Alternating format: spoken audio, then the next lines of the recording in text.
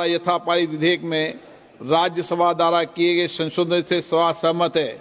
जो सदस्य इसके पक्ष में हाँ कहें, जो सदस्य विरोध में ना कहें। मेरे विचार में निर्णय हाँ वालों के पक्ष में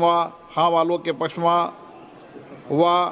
प्रस्ताव स्वीकृत हुआ। लोकसभा द्वारा यथापारित बैंककारी विधियां संशोधन विधेयक 2024 में राज्यसभा द्वारा किए गए संशोधन सभा सहमत हुई। पहला संशोधन थोड़ी ना है, इससे पहले 1995 में संशोधन हो चुका है, 13 में संशोधन हो चुका है और भी पहले संशोधन हो चुके हैं।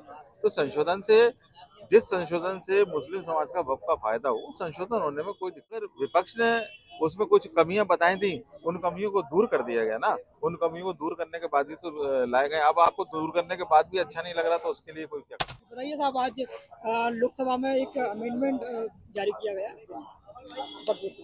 देखिए, ये जो 2024 का संशोधन है, जो 2024 में लाया गया, उसको आज 2025 में लोकसभा में पेश किया गया।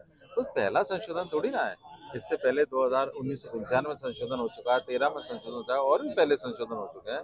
तो जिस संशोधन से मुस्लिम समाज का वक्फ का फायदा हो, संशोधन होने में कोई दिक्कत नहीं है। अगर विपक्ष ने उसमें कुछ कमियां बताई थी, उन कमियों को दूर कर दिया गया ना। उन कमियों को दूर करने के बाद ही तो लाए गए। अब आपको दूर करने के बाद भी अच्छा नहीं लग रहा तो उसके लिए कोई क्या कर सकता है। नमस्कार, आप देख रहे हैं तो खबर डेली। मैं हूं आपका सामाजिक कमल।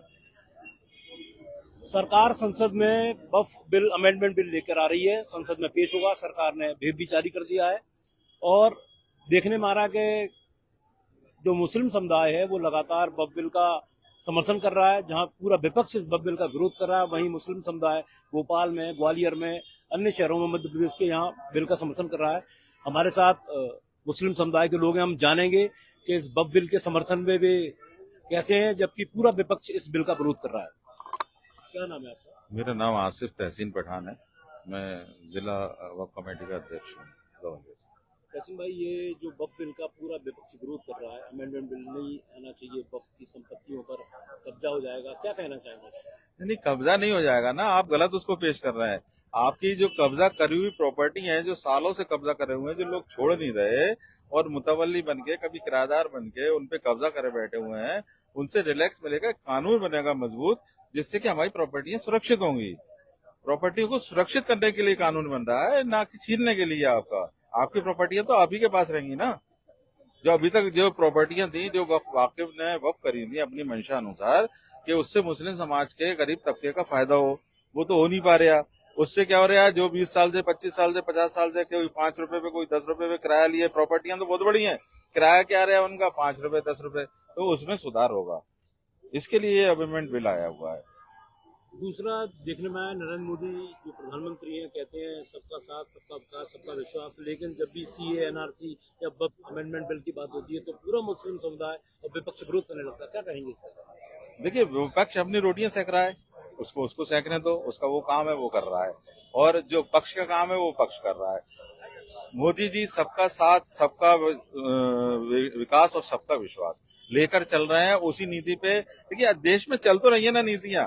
अगर मध्य प्रदेश की भी अपन बात करें तो लाडली बहना हो या लाडली लक्ष्मी हो, क्या किसी एक समाज के लिए है? क्या सबके समाज के लिए है ना। अभी जो आयुष्मान कार्ड है, उसमें कहीं लिखा हुआ है कि मुस्लिम समाज को नहीं मिलेगा, इसमें इस समाज को नहीं मिलेगा।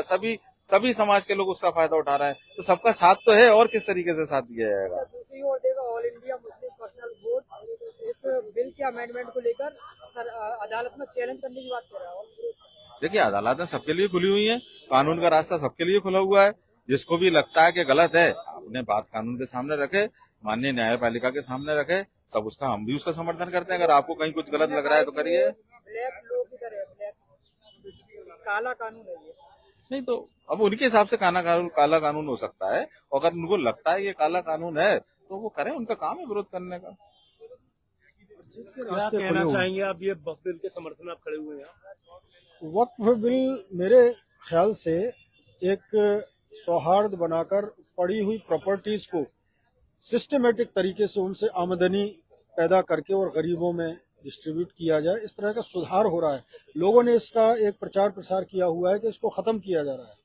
यह खत्म नहीं हो रहा है। इसके अमेंडमेंट 5 हो चुके हैं। अगर किसी को पता हो इस बारे में, मैंने जो भी जानकारी मुझे है कि इस बिल में 5 अमेंडमेंट पहले हो चुके हैं। लेटेस्ट अभी 2013 में हुआ था, जिसमें कि यूपीए गवर्नमेंट थी, तो उन्होंने भी सुधार ही किया था, उससे खत्म नहीं किया था। उन्होंने जो लगा कि उनके हिसाब से अच्छा है तो उन्होंने उसमें सुधार किया। अब जो सुधार हो रहे हैं वो उनकी नज़र में बहुत बेहतर हैं, और आम जन जो हमारे अवाम है और हमारे मुस्लिम भाई जितने भी हैं, आपके सामने भी अभी कुछ लोगों से आपने बात की है, तो उनके मन में भी ये बात है कि इसमें जो सुधार हो रहा है उससे हमारे गरीब तबके को, जो उसका एंटाइटल है, पात्र है, उससे ये फायदा मिलेगा।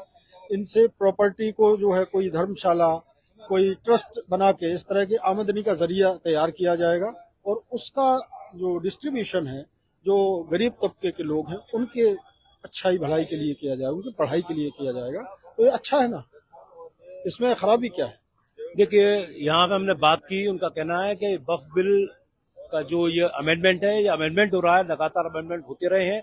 यह वक्फ बोर्ड को समाप्त करने की बात नहीं है। मुस्लिम समुदाय के काफी सारे लोग इसके पक्ष में, वहीं विपक्ष और जो मुस्लिम पर्सनल लॉ बोर्ड है वह इस बिल के अमेंडमेंट के विरोध में है।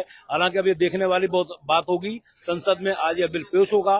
गृह मंत्री अमित शाह प्रतिबद्धता जता चुके हैं कि यह बिल पेश होगा और हम इसको पास कराएंगे। मेरा यह वीडियो आपको कैसा लगा? द खबर डेली को सोशल मीडिया हैंडल्स पर फॉलो करते रहिए, लाइक करिए, कमेंट करिए, शेयर करिए। धन्यवाद।